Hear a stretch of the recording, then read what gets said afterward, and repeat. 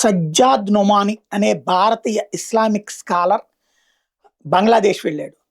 బంగ్లాదేశ్లో దవా ఈవెంట్ ఏదైతే హిజాబ్ ఉత్ తహ్రీర్ జిహాదీ హరూన్ ఇజ్హార్ అట్లాగే హెఫజత్ ఈ ఇస్లాం ప్రోగ్రాంలో పార్టిసిపేట్ చేశాడు. ఏంటంటే హిందువులని పెద్ద ఎత్తున మతం మార్చే కార్యక్రమం, మతాంతరీకరణ కార్యక్రమంలో పార్టిసిపేట్ చేశాడు.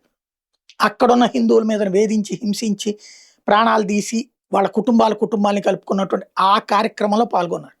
ఇలాంటి వాళ్ళ ఉద్దేశం ఏంటి? ఇండియాలో కూడా ఇట్లాంటివే చెయ్యాలనే కదా జరుగుతోంది.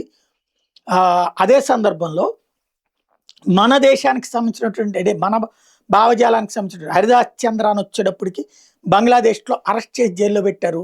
ఎలాంటి తన మత కార్యక్రమం తను చేసుకున్నది. అక్కడ హిందువుల స్వేచ్ఛ అట్లుంది, ఇక్కడ ముస్లింల స్వేచ్ఛ ఎట్లుంది.